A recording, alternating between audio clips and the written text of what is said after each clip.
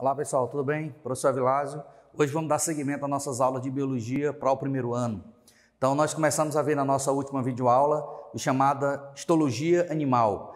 Trabalhamos com o tecido epitelial e começamos a ver o tecido conjuntivo. Então hoje, na nossa videoaula, nós vamos terminar essa primeira parte de tecido conjuntivo e dar uma ênfase maior no estudo da pele humana. Eu não sei se vocês estão lembrados na nossa videoaula, e para isso vocês podem dar uma revisada nela, dar uma assistida nas nossas videoaulas anteriores, é que quando a gente fala de pele, a pele ela é formada basicamente pelo conjunto de dois tecidos que digamos assim, trabalham em conjunto. Um deles é o tecido epitelial e o outro é o chamado tecido conjuntivo. Um dos tipos de tecido conjuntivo, porque vocês viram aqui nas nossas aulas anteriores que esse tecido conjuntivo ele pode ser formado por diversos tipos de células, consequentemente você pode ter variações de tecido conjuntivo, como cartilaginoso, como adiposo, como tecido ósseo, como hematopoético. Então esse tipo de tecido, eles são chamados de tecidos conjuntivos especiais, tá certo? Que a gente vai começar a ver ao longo das nossas próximas videoaulas.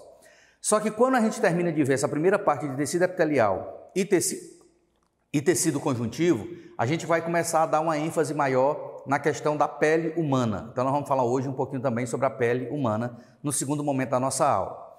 Então na aula passada nós encerramos falando para vocês sobre o chamado tecido conjuntivo glandular e o tecido conjuntivo do tipo não denso, né? Então o tecido conjuntivo propriamente dito, ele apresentava-se como sendo frouxo e denso. Na aula passada, a gente deu uma ênfase no tecido epitelial glandular e no tecido conjuntivo do tipo frouxo. Hoje, nós vamos concluir essa primeira parte de tecido conjuntivo falando para vocês sobre o chamado tecido conjuntivo denso, tá certo? Pessoal, uma primeira explicação aqui, logo de cara, para a gente começar a nossa aula. A palavra denso aí significa dizer de alta densidade. Então, quando a gente fala de tecido conjuntivo de alta densidade, a gente está falando de um tecido conjuntivo cuja matéria, substância intercelular ou matéria amorfa, ela é bastante consistente. Então, normalmente é um tipo de tecido rico em fibras. Por isso essa palavra denso, que vem de alta densidade. Então, o tecido conjuntivo propriamente dito, do tipo denso, ele tem como principais características uma substância intracelular amorfa, essa aqui é a abreviação que eu coloquei para vocês aqui, SIA. Substância intercelular amorfa. Então, essa substância intercelular amorfa, ela é muito consistente, por isso que o nome do tecido é denso e não frouxo. Lá na aula anterior, a gente falou do tecido conjuntivo frouxo, que vocês viram que ele era pouco consistente, né? Então, a matéria intercelular entre eles era muito presente, então as células estavam mais, digamos assim, no material mais fluido. Aqui não, aqui eles estão com células mais próximas umas das outras.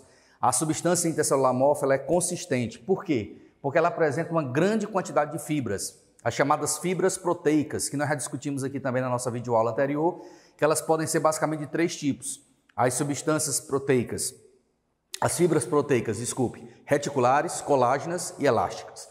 E por último, uma diferença em relação ao tecido conjuntivo frouxo é que aqui não há vasos sanguíneos. Então, lá no tecido conjuntivo propriamente dito frouxo, a gente falou que ele era rico em vasos sanguíneos. Já no caso do tecido conjuntivo propriamente dito denso, esses vasos sanguíneos são inexistentes. Então, essas três características são gerais ao tecido conjuntivo denso. Agora, quais são as principais funções desempenhadas por esse tecido conjuntivo? As principais funções, galera, são essas três. Conferir resistência, por isso que ele é mais consistente, né? Resistência, revestimento, porque vocês vão ver daqui a pouco, no decorrer da nossa aula, que nós vamos falar um pouquinho aqui sobre a pele humana. Então, se a gente fala da pele, a gente está falando também de revestimento. E união, é um tecido que tem a capacidade de unir órgãos, né? De unir estruturas internas do nosso organismo. Então, basicamente, as funções são resistência, revestimento e união. Bom, aonde é que nós encontramos esse tecido conjuntivo denso? Basicamente, nós encontramos eles em três locais especiais.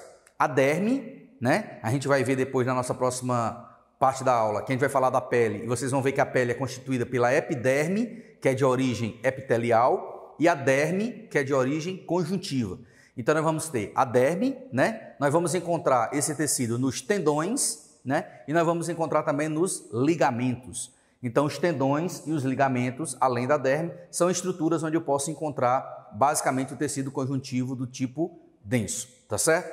Bom, qual é a classificação desse tecido conjuntivo? Nas nossas videoaulas anteriores, a gente já começou a falar para vocês sobre essa classificação de forma generalizada. Hoje nós vamos falar dessa classificação um pouco mais específica, ou seja, vamos dar alguns detalhes a mais sobre os dois principais tipos. Quais são esses tipos? É o tecido conjuntivo denso do tipo modelado, também chamado de tendinoso. Essa palavra tendinoso, vocês vão observar que ela vem de tendão, né? Ligamentos, tendões. E você tem o outro chamado de tecido conjuntivo não modelado, também chamado de fibroso. Então está mais relacionado com a questão das fibras, a formação das fibras proteicas que faz a união, né, a combinação desse tecido com outros ou com estruturas internas do nosso corpo. Então basicamente nós temos o denso modelado e o denso não modelado. Agora, quais são as características de cada um desses dois tipos de tecido conjuntivo denso? Então eu coloquei para vocês aqui uma separação, né, algumas características específicas de cada um deles para que vocês possam fazer exatamente a comparação e fazer as diferenciações entre os dois tipos. Então, no caso do tecido conjuntivo denso modelado, você tem a presença de muitas fibras colágenas, só que essas fibras elas estão compactas, né? E elas estão paralelas. Então, além delas estarem compactas, elas vão estar nesse sentido aqui, ó, paralelas uma com as outras. Então, imagine que você tem aqui uma fileira de fibras colágenas bastante resistente, né? Daí o nome denso, mas elas estão de forma paralela, ou seja, dispostas no espaço de forma paralela. Já no caso do não modelado, você tem essas fibras colágenas entrelaçadas. Então imagine que você vai ter aqui, ó, um conjunto de entrelaçamento, né, como se fosse pontos cartesianos, né, ou digamos assim, tecido xadrez, né? Então imagine essa disposição de forma entrelaçada e irregular, ou seja, você não necessariamente precisa ter ângulos de 90 graus entre essas fibras entrelaçadas. Você pode ter elas atravessadas de forma longitudinal, né? Na diagonal, por exemplo. Então você pode tê-las em vários sentidos. Então essa é a grande primeira diferença entre os dois tipos de tecido conjuntivo denso. Enquanto que o modelado, as fibras são compactas e paralelas, né? A disposição paralela. O não modelado, as fibras colágenas são entrelaçadas de forma irregular, tá certo? Bom, aqui no tecido modulado, né, no conjuntivo denso modulado, nós temos ele sendo muito resistente e pouco elástico. Daí o local onde você encontra esse tipo de tecido conjuntivo denso, que é exatamente nos tendões e nos ligamentos. Então, se a gente relembrar que os tendões e os ligamentos são aquelas estruturas que ligam músculo a osso, então essas estruturas elas não podem ser flexíveis demais, ou seja, elas não podem ser frouxas demais. Então elas têm uma alta resistência, porque é exatamente o que vai facilitar o chamado sistema locomotor, né, o movimento. Então é o que une o osso com o músculo, então ele facilita a dobradura de estruturas, como por exemplo o joelho, o tornozelo, né, o cotovelo, o punho. Então são estruturas dispostas ao longo do nosso organismo e que eles podem exatamente ter essa capacidade de terem pouca elasticidade. Esse tipo de estrutura, pessoal, ao sofrer algum tipo de dano, a recuperação dela demora um certo tempo, né? Então, quando você, por exemplo, tem um rompimento de ligamento, né, ou uma fratura de tendão, que a gente chama, essa estrutura ela demora muito mais tempo para cicatrizar do que um osso, por exemplo. Por quê? Porque ela é uma estrutura pouco elástica. Então, normalmente você tem que ficar imobilizado, a estrutura não pode ter movimento durante um bom tempo, para que as células possam fazer o processo de cicatrização, a emenda, né, chamada, para essa estrutura voltar a ter a sua função bem desenvolvida novamente. Então, o tecido modelado, conjuntivo modelado, ele é resistente, pouco elástico e ele constitui os tendões e os ligamentos.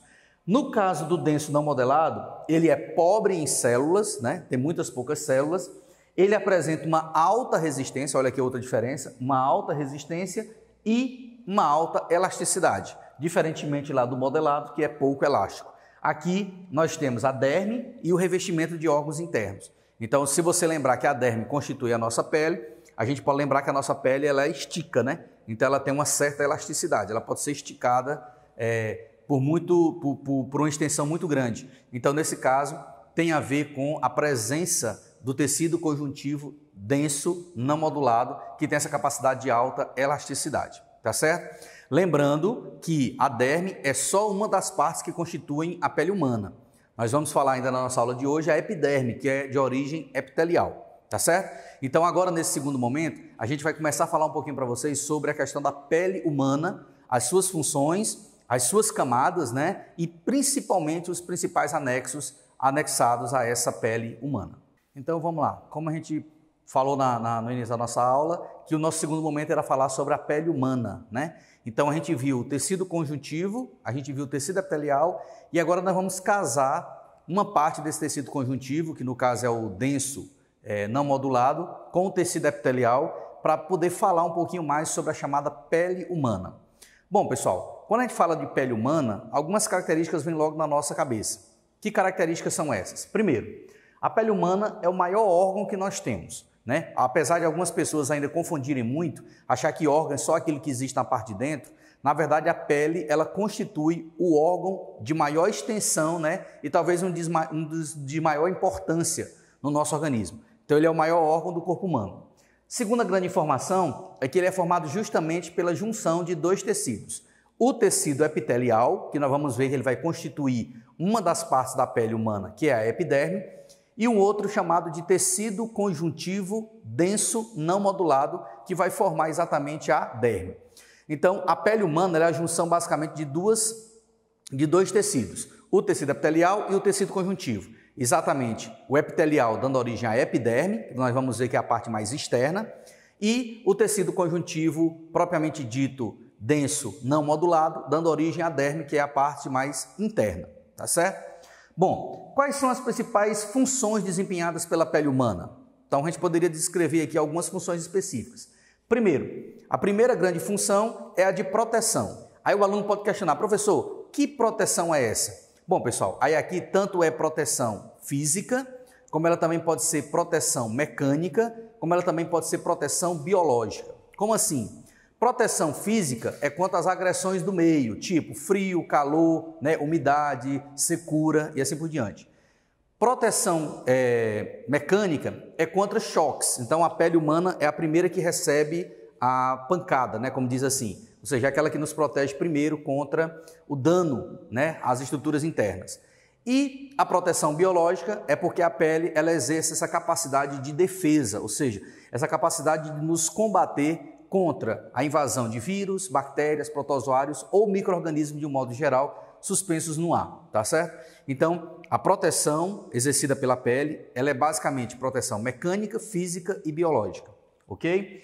Outra função importante da pele é a chamada sensibilidade táctil, ou seja, na nossa pele, pessoal, nós temos inúmeras terminações nervosas que vai nos dar essa capacidade de sensorial, ou seja, essa capacidade de sentidos, principalmente o tato. Então a gente recebe a capacidade de descrever se algo é liso, se algo é rugoso, se algo está frio, se algo é quente, se é áspero, se é liso. Então todas essas percepções sensoriais, elas são obtidas por conta da função desempenhada pela pele. E uma terceira e última função bem especial é a chamada regulação térmica corporal. Nós sabemos que a nossa pele, ela apresenta algumas glândulas específicas, que nós vamos falar aqui no final da aula agora, que são as glândulas sudoríparas e as glândulas sebáceas, né? Tanto a glândula sudorípara como a glândula sebácea são anexos da epiderme. E como os tais, elas secretam substâncias capazes de nos auxiliar na regulação térmica. Por exemplo, quando a temperatura interna do nosso organismo está muito quente, a gente tende a suar, ou seja, as glândulas sudoríparas tendem a excretar a maior quantidade de suor para poder fazer esse resfriamento do lado externo. Então veja que a pele ela tem essa função de regular a temperatura corporal, certo? Então, basicamente, pessoal, são essas as três principais funções desempenhadas pela pele humana. Bom, agora vamos falar um pouquinho sobre as camadas que formam a pele, né? Eu falei para vocês no início agora que eu disse que a epiderme e a derme constituem basicamente a pele humana. Então vamos falar um pouquinho agora sobre cada uma dessas partes separadamente e falar de alguns detalhes importantes que vocês precisam guardar como informação. Bom, a epiderme, pessoal, como eu falei para vocês, ela é formada de tecido epitelial estratificado, pavimentoso, queratinizado. Aí o aluno pode dizer, putz, professor, um negócio tão grande assim, como é que a gente faz a relação disso com a estrutura da pele, então? Vamos lá, vamos analisar o nome. Então, tecido epitelial. Então, a gente já sabe que ele faz parte do tecido epitelial. Então, daqueles 4 tecidos básicos, o que constitui a epiderme é exatamente o tecido epitelial. Então, ele é um epitélio. Quando eu falo estratificado, significa dizer que ele tem subcamadas. Então, vocês vão ver aqui na nossa aula que a epiderme ela apresenta 4 subcamadas fundamentais, que vocês podem acompanhar aqui já no nosso esquema, são esses 4 aqui de cima, mas a gente vai falar daqui a pouco sobre eles. A palavra pavimentoso significa dizer que as células são achatadas. Se vocês estiverem lembrados lá da nossa primeira aula sobre tecido epitelial, eu falei para vocês sobre os tipos celulares, né? Células achatadas ou pavimentosas, cilíndricas, cúbicas, né? Em formato arredondado. Então, quando eu falo pavimentoso, eu estou me referindo às células que são achatadas. E quando eu falo queratinizada, significa dizer que essa epiderme é rica numa substância chamada de queratina. E a queratina, entre outras coisas, entre outras importâncias, elas têm a função de formar as estruturas anexas, como por exemplo os pelos e as unhas. A queratina tem a capacidade de nos proteger contra as ações do meio, ela forma uma espécie de cutícula sobre a nossa pele, né? Nos protegendo contra as agressões do meio. Então, basicamente, a queratina é uma proteína encontrada basicamente na nossa pele, cujas principais funções têm a ver diretamente com as funções desempenhadas pela pele de um modo geral, tá certo? Então, desmembrando aqui o nome, epitélio com camadas, com células achatadas, ricas em queratina, ok? Bom, como eu já falei, as células que formam a epiderme, elas são células achatadas, sobrepostas e bem aderidas. Então, a nossa pele, pessoal, as células estão sobrepostas umas sobre as outras, né? Como se fosse, imagine aqui o piloto, um sobre o outro assim, né? Então, células achatadas, sobrepostas, quer dizer que uma está acima da outra e de forma bem aderida. Então, nós temos uma capacidade de resistência e de elasticidade bem grande em relação à pele. O principal tipo celular que nós encontramos na epiderme são células chamadas de melanócitos. Aí quando a gente fala de melanócitos, o aluno relaciona logo com qual pigmento? Melanina. E a melanina é aquele pigmento que vai dar cor à pele, né? Cor ao pelo. Então, normalmente, a gente precisa fazer logo aqui uma consideração muito importante. Professor, qual é a diferença básica entre uma pessoa que tem pele clara, né? Uma pessoa branca ou albina, né? De modo geral, caucasiana, para uma pessoa que tem a pele negra, né? Então, o aluno pode pensar que é por conta da quantidade de melanócitos, e na verdade não é. A quantidade de melanócitos na espécie humana, ela é igual, independente da cor da pele. Então, pessoas brancas e pessoas negras, pessoal, elas têm a mesma quantidade, basicamente, de melanócitos. O que determina a diferença de coloração, além de fatores genéticos que vocês vão ter nas aulas de genética para poder analisar, é também a questão da quantidade de melanina produzida, tá certo? Então, pessoas normalmente de pele escura, né, pessoas negras, elas produzem uma quantidade de melanina maior do que pessoas de pele clara ou pessoas brancas, tá certo? Mas a quantidade de melanócitos é basicamente a mesma. Então, se a quantidade é a mesma, a gente não pode dizer que a diferença na tonalidade de pele tem a ver com a quantidade de células produtoras de melanina, mas sim com a quantidade de melanina produzida, ok? Bom, como eu havia dito para vocês, é tecido epitelial pavimentoso estratificado. Então, existem estratos, né? Quando a gente fala estratificado, a gente está falando de camadas. Então, no caso da epiderme, nós temos 4 grandes camadas, que eu coloquei aqui justamente da ordem, vindo da mais externa para a mais interna. Então, seguindo a ordem, nós temos a camada córnea. Abaixo da camada córnea, pessoal, que é a camada mais externa, formada basicamente por células mortas, é essa camada, pessoal, que toda vez que você, por exemplo, fricciona a toalha, quando você toma banho, você remove as células mortas exatamente da camada córnea. Então, na verdade, o tecido, a nossa pele, né, ela nasce e renasce, aliás, ela nasce e morre praticamente várias vezes ao dia, durante vários dias na semana, né? Então, a gente troca de pele, né? A gente poderia dizer assim, quando a gente remove as células mortas, nós estamos dando a oportunidade para que novas células ocupem aquele local, tá certo? Então, é a camada mais externa, formada por células mortas. Abaixo da camada córnea, nós temos a chamada camada granulosa. Na camada granulosa é exatamente onde você vai encontrar os grãos de queratina. E é lá que vão se localizar principalmente o folículo piloso, tá certo? E as estruturas anexas da epiderme têm origem a partir dessa camada granulosa, ok? Bom, abaixo da camada granulosa, nós temos uma camada chamada de camada espinhosa. A camada espinhosa, ela se caracteriza principalmente por modificações celulares. Então é nessa camada aí onde as células elas vão começar a ganhar tamanhos, formas, né? Elas vão começar a secretar substâncias, então é a chamada camada espinhosa. E abaixo da camada espinhosa, nós temos a camada mais interna da epiderme, que é chamada de camada germinativa, também conhecida como lâmina basal ou camada basal. Então ela é a parte mais interna, é lá onde as células da epiderme são produzidas. A partir delas, essas células elas vão sendo migrando de uma camada para outra até chegar na camada córnea, que é a camada mais externa, e aí quando ela chega na camada córnea, essa célula já está morta, tá ok? Então vindo de fora para dentro, camada córnea, granulosa, espinhosa e germinativa, ok? Bom, agora vamos falar um pouquinho sobre a derme. Aí a derme já é a segunda porção da nossa pele. Ela já não é mais formada por tecido epitelial, ela já é formada por tecido conjuntivo denso não modelado, tá certo? Então, qual é a principal função desempenhada pela derme? Ora, pessoal, como a derme ela é mais interna em relação à epiderme, a gente pode dizer que a derme ela tem função de suporte e de nutrição às células que formam a epiderme. Então, a nutrição e o suporte para as células que formam a epiderme, né, principalmente a camada germinativa, que é a primeira que vem logo acima da derme, a gente pode dizer que é fornecida pela derme. É uma estrutura rica em fibras, e aí nós vamos ver aqui no nosso esquema que essas fibras elas podem ser basicamente de três tipos. Nós temos as fibras colágenas, elásticas e reticulares. Quais são as principais diferenças entre os três tipos de fibra? As fibras colágenas, elas são do tipo espessa e resistente. As fibras elásticas, elas são finas e, como o próprio nome já sugere, elásticas. Ela tem a capacidade de extensão.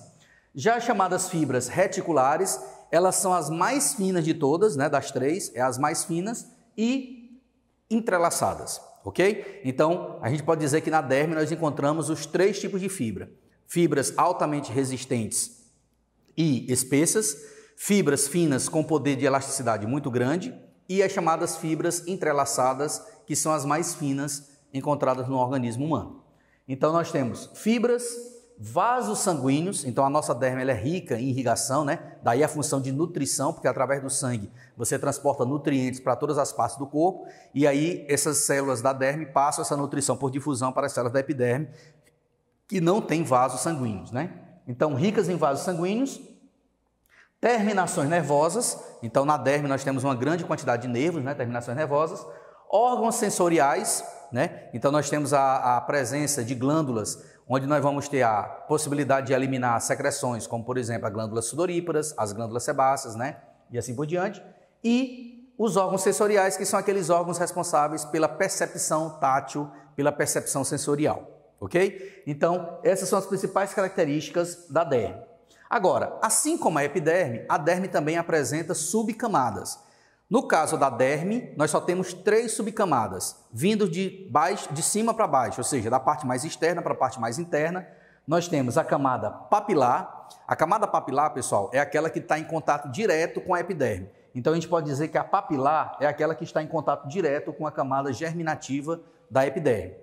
Nós temos a reticular, né, que vem logo abaixo, que é a intermediária. E por último, na parte mais inferior, nós temos a chamada tela subcutânea, também conhecida como hipoderme. E aqui eu queria chamar a atenção de vocês para um detalhe. Alguns autores não consideram a hipoderme como fazendo parte da pele. Então é como se a hipoderme ela fosse uma outra, né, estrutura que não seria a pele mais humana. Então a pele humana é basicamente formada por epiderme e derme, sendo que a tela subcutânea, que é uma das subcamadas da derme, também conhecida como hipoderme, para a grande maioria dos biólogos, ela não é considerada uma estrutura pertencente à pele, tá certo? Bom, para finalizar nossa aula, vamos falar agora sobre os principais anexos epidérmicos, ou seja, os principais anexos da pele humana. Então eu coloquei para vocês aqui, vocês com certeza já sabem, já perceberam isso no próprio organismo de vocês, né? Então nós temos a presença dos pelos, e aí aqui sobre os pelos o aluno precisa ter a noção de que esses pelos estão fincados na nossa pele, exatamente numa estrutura chamada de folículo piloso. Esse folículo piloso, ele é altamente irrigável, ele recebe nutrição que faz o crescimento do pelo. Sempre associado ao folículo piloso, nós temos uma glândula sebácea. Então, uma glândula sebácea e o folículo piloso, eles têm uma proporção de 1 para 1. Onde tem folículo piloso, tem glândula sebácea. Lembrando que a glândula sebácea é uma glândula responsável pela secreção de uma substância oleosa que vai nos dar a capacidade de hidratação da pele, né? Além dos pelos, nós temos as unhas, né? As unhas são estruturas que estão localizadas nas extremidades dos dedos, tanto dos membros superiores como dos membros inferiores. Lembrando que as unhas, como anexos epidérmicos, elas têm a função de facilitar a pegar o alimento, manipular o alimento, né, objetos de modo geral, e as unhas dos pés, por exemplo, elas ajudam no processo de caminhar, ou seja, do equilíbrio do organismo humano. Tanto os pelos como as unhas, pessoal, elas apresentam uma grande quantidade de queratina. Então, elas são estruturas formadas exatamente pelo arranjo de queratina. Os pelos são a forma de fibras, né? Ou seja, como se fossem estruturas pontiagudas, né? Enquanto que as unhas são estruturas tubulares localizadas nas pontas dos dedos, como eu já mencionei. Além das glândulas sudoríparas ou das sebáceas, nós também temos as glândulas sudoríparas, cuja principal função é a excreção de suor para manter a regulação térmica do nosso corpo. Então, basicamente, nós temos esses 4 anexos na nossa pele: os pelos, as unhas, as glândulas sebáceas e as glândulas sudoríparas. Lembrando que a presença de pelos e a presença de pelos e a presença de glândulas, elas são limitadas na região dos lábios e na região genital, principalmente na glande, no caso do pênis, né? E no caso do sexo feminino, nos grandes e pequenos lábios. Não é que essas glândulas não existam, elas não estão associadas com pelos, tá certo? Então elas desembocam diretamente para o meio externo e não através de folículo piloso, ok? Então hoje, pessoal, nós encerramos exatamente essa primeira parte de histologia animal. Então nós vimos o tecido epitelial e a primeira parte de tecido conjuntivo. A partir das nossas próximas videoaulas, nós vamos começar a dar uma ênfase agora nos tipos especiais de tecido conjuntivo. Então vamos falar tecido adiposo, tecido ósseo, tecido cartilaginoso e dar seguimento falando de tecido muscular e tecido nervoso. Tá ok? Então um forte abraço, bons estudos, releiam o material de vocês, façam novas anotações e até a próxima.